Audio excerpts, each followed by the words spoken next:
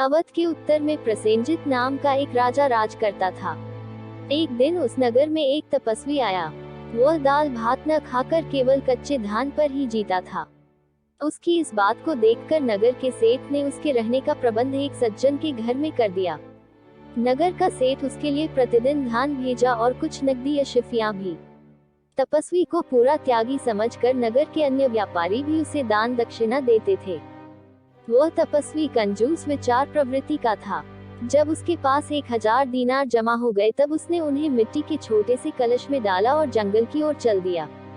घने जंगल में उसने ये धन एक पेड़ के नीचे गाड़ दिया। वह प्रतिदिन जंगल में ये देखने जाता कि कहीं वह धन चुराया तो नहीं गया।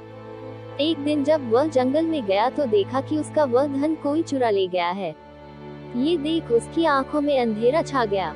उसने निश्चय किया कि मैं गंगा नदी के तट पर अनशन व्रत रखकर अपनी जान दे दूंगा। ये बात जब नगर के सेठ तथा वहां के अन्य लोगों ने सुनी तो वे उसके पास आए।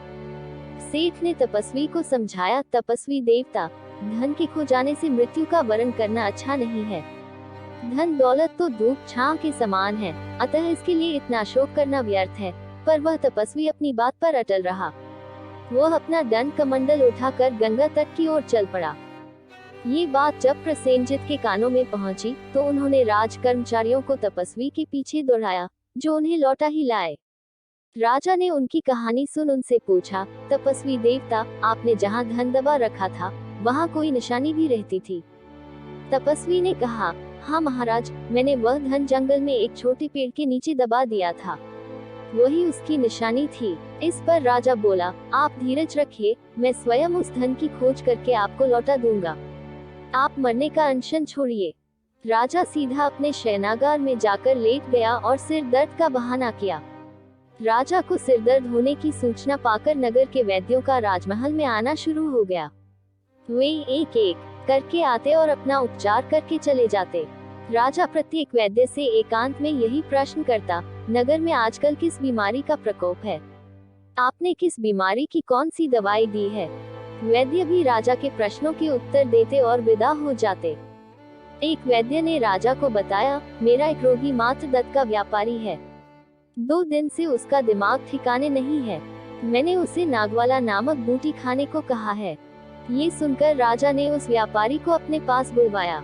व्यापारी से जब पूछा गया तो उसने कहा, राजन, मेरा नौकर जंगल में जाकर नागवाला बूटी ले आया है।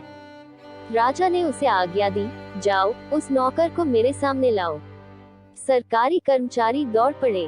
राजा ने मात्र दत्त के नौकर से कहा, तुमने मालिक के लिए जंगल से नागवाला बूटी उखाड़ कर लाते समय जो दीनारों से भरा कलश खोद निकाला है, उसे तुरंत लाओ, नहीं तो अपने पाप का दंड पाने के लिए तैयार हो जाओ। नौकर डर के मारे थर थर कांपने लगा। वह राजा से बोला, हाँ महाराज, मैंने घोर अपराध किया है। नागवाला बूटी की खोज करते करते मुझे तपस्वी का दबाया कलश मिल गया। मेरे मन में बेईमानी घुस आई थी।